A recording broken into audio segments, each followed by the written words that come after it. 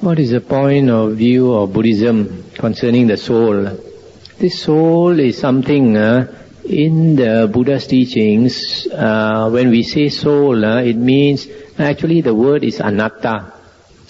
The word that is spoken by the Buddha is anatta. Anatta means no self or not self, and actually it means that there is no one thing that is permanent, everlasting, that doesn't change. Everything in this world is impermanent. Everything in this world is impermanent. And when we investigate ourselves, who are you? You find that generally we say we are either this body or this mind. And when you investigate deeper, you find that both of these are changing all the time. For example, our human body consists of cells, and these cells, new cells are being formed and old cells are dying every moment. And every 7 years or so, all the cells in your body will change, right? So the mind is also changing due to conditions. So there is not a single thing that stays the same.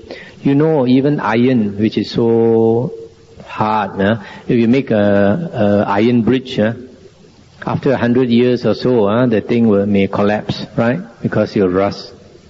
So even such a hard thing will crumble. So more so the human body.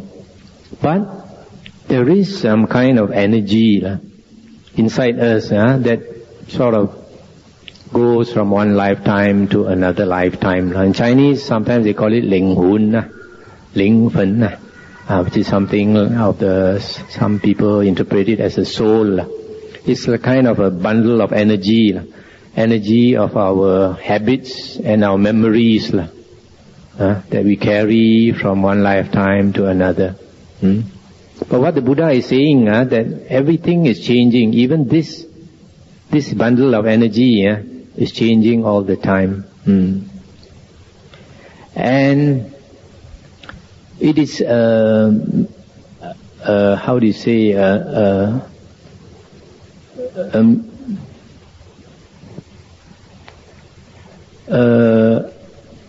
wrong perception for us to see ourselves as this body here, as different, as dissociated from other bodies. Because this whole world around us, all these beings are actually all in our consciousness. And so, like you, this person that you consider yourself to be is part of my mind. You are actually part of me, and I am part of you. And it's because of that that if I hurt you, that my conscience pricks me. I'm actually hurting myself. If I harm you, I'm actually harming myself.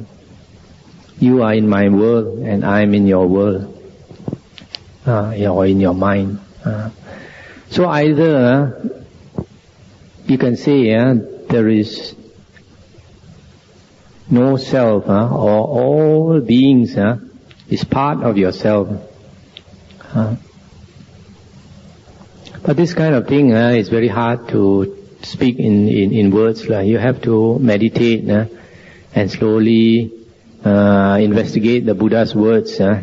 Somebody like the Buddha who is fully enlightened, who explain things so well for our benefit, that slowly you will come to understand. A lot of things, for example, a newcomer or somebody who is not familiar with the Buddha's teachings, sometimes like just for example, like mind. Like in Buddhism we say mind is so important, but somebody who is new to the Buddha's teachings, I think this is ridiculous. Why is mind so important? But when you investigate deeper, then you find that it is actually your mind that conjures up the whole world. that this whole world exists only because of your consciousness.